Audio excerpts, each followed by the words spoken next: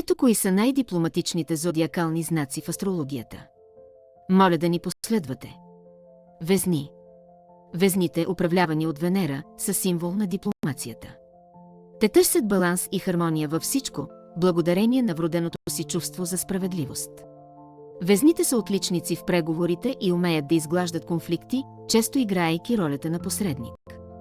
Техният чар и социална грация допълнително усилват техните дипломатически умения, правейки ги отлични в поддържането на взаимоотношения и изграждането на контакти. Близнаци. Близнаците, под влиянието на Меркурий, са естествени комуникатори. Те се отличават с интелектуална гъвкавост, която им позволява да се адаптират към различни гледни точки. Техните дипломатически умения се крият в способността им да общуват ефективно и да насърчават разбирателството и сътрудничеството. Близнаците могат да виждат двете страни на спора, което ги прави ценни в разрешаването на недоразумения и улесняването на диалога. Водолей. Водолеите, управлявани от Уран, са визионери и хуманитаристи.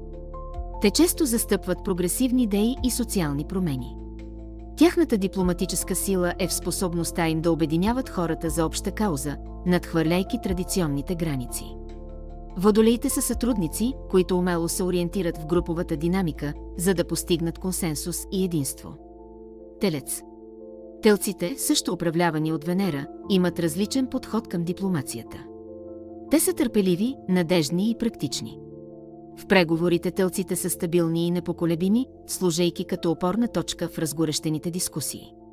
Техните дипломатически умения се проявяват в изграждането на дълготрайни взаимоотношения, основани на доверие и взаимно уважение.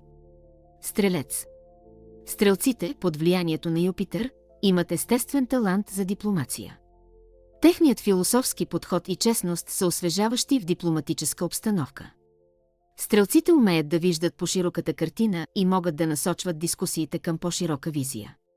Техният оптимизъм и ентусиазъм често вдъхновяват другите, което ги прави ефективни в събирането на подкрепа и насърчаването на сътрудничеството. Риби. Рибите, под влиянието на Нептун, са интуитивни и съпричастни.